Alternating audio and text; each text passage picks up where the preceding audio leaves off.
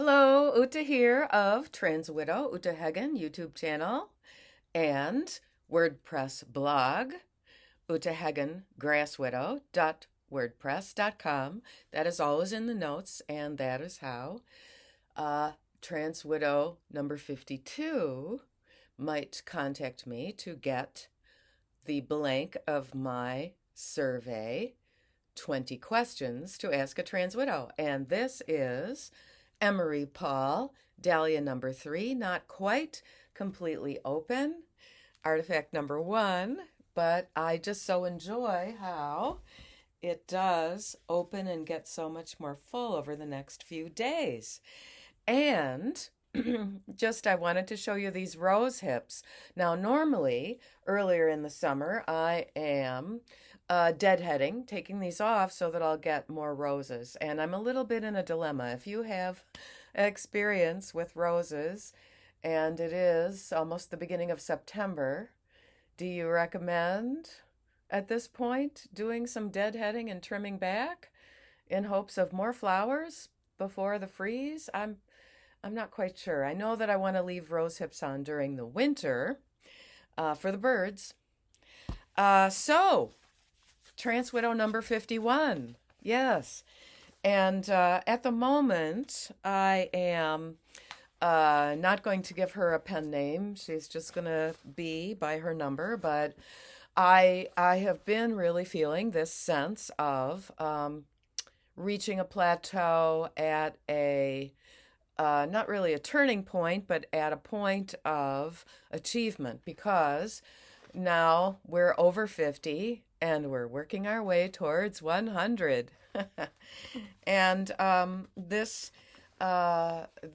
trans widow, this sister in my unique sisterhood, is one of the younger ones. She was married briefly to this dude and did not have children with him.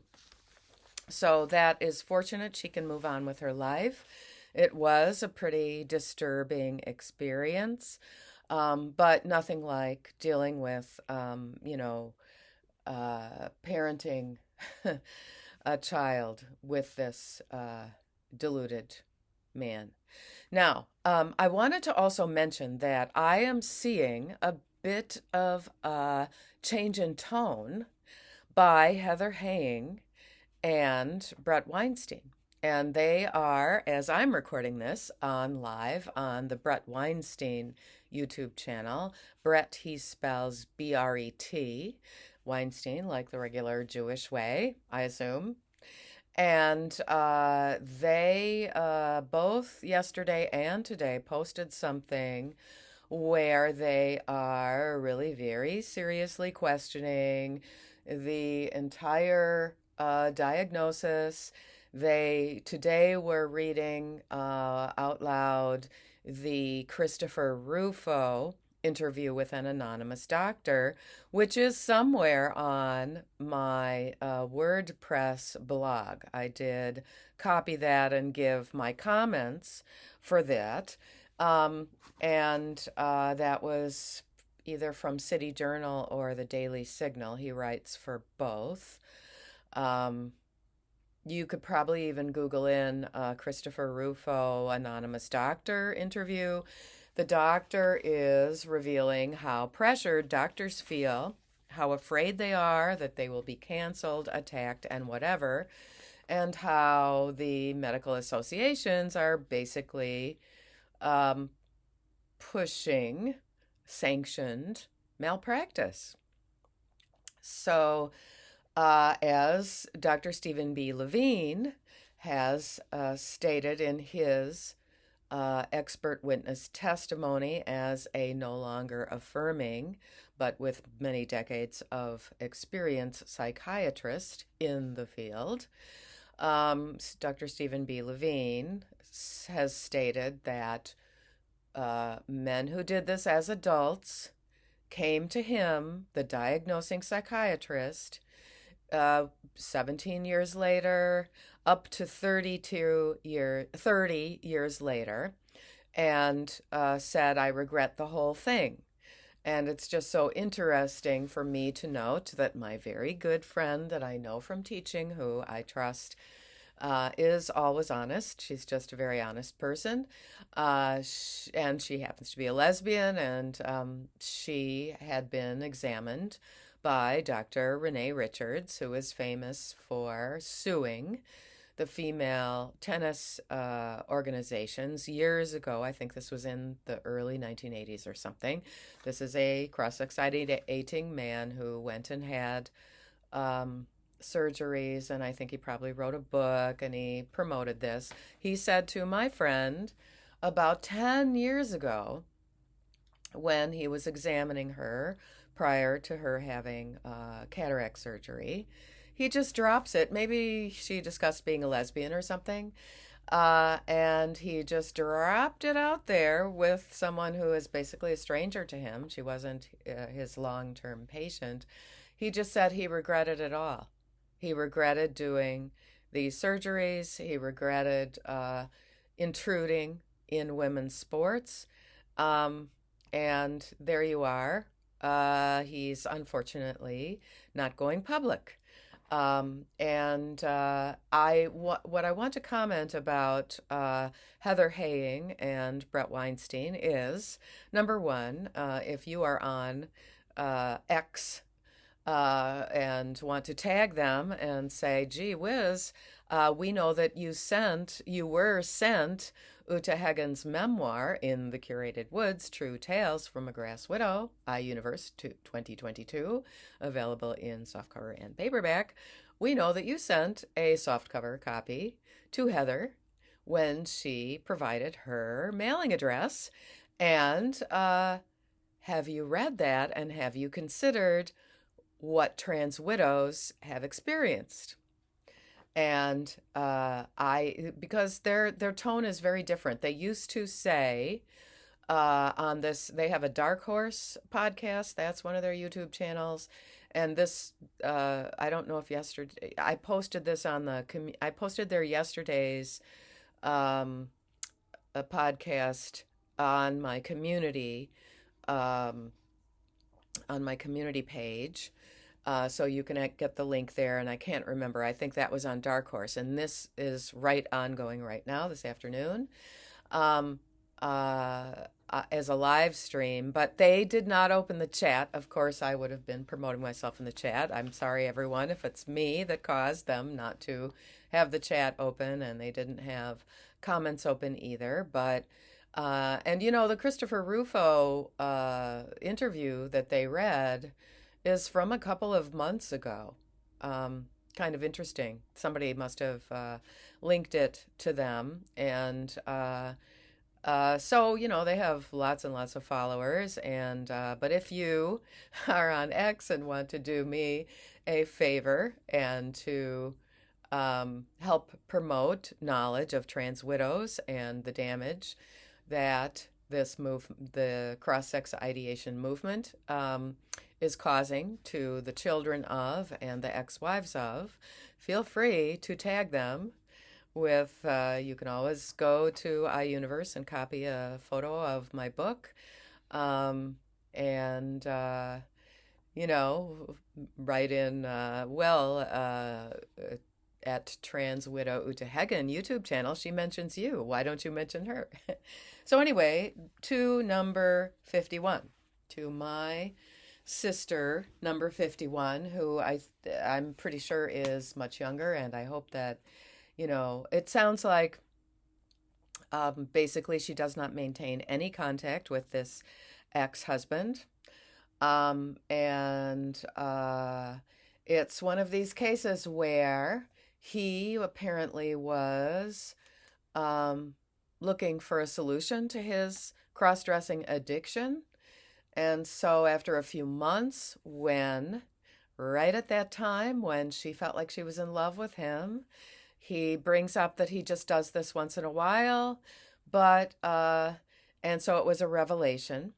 And that means that there were 23 out of 51 who had a revelation, and 20 who she discovered it, and a few who that I am not aware. These people didn't indicate which it was in the interviews that I got the information from. But then, so this, he told her he had no control over it, but he wished he could stop it. And so just think if there was good health and mental health treatment for this. What if he could go and have sessions with a good psychotherapist who is not going to push him in the direction of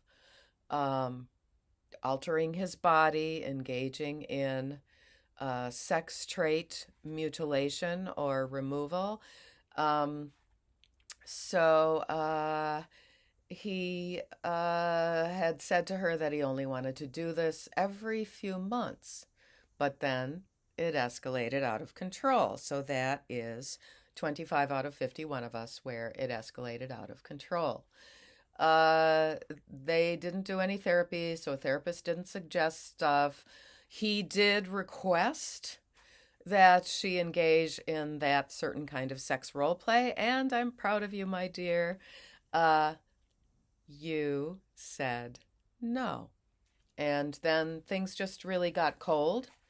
Yeah, for a lot of us that happens. Thank goodness she didn't. Thank goodness she said no, because who knows what kind of arousal mode he would have gotten into if he had the power, because some of that is just like in the instances of rape, it is the desire for power over another human being, complete power. He was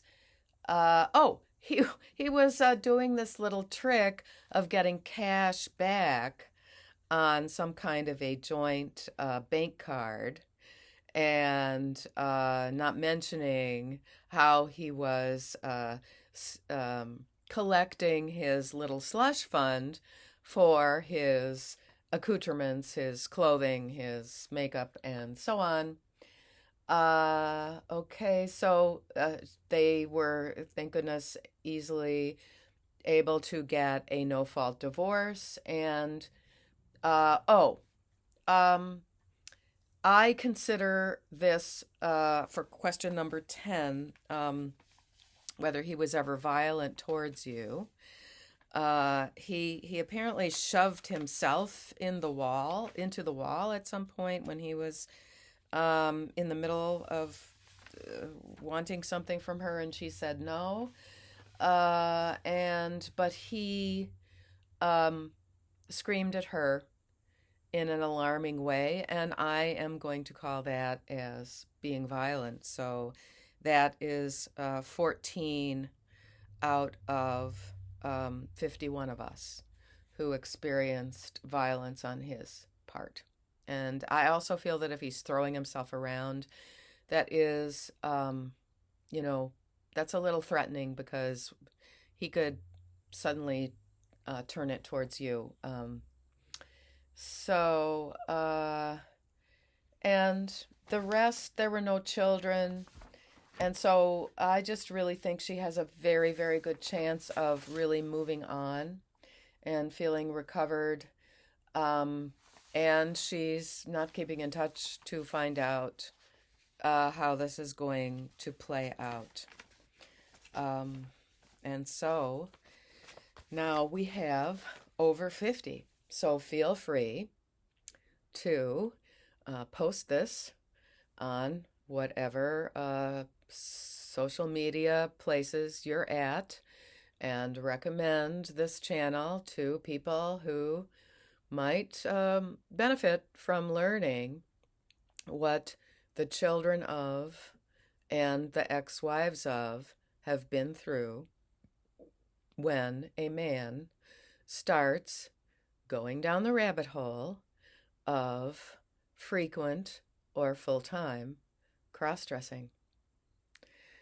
As I always say, get outside, watch one of my wellness movements, videos. Try moving around yourself. It really does help with the stress symptoms. I'm going to head out right now and do mine. Be well in mind and body always. Ah.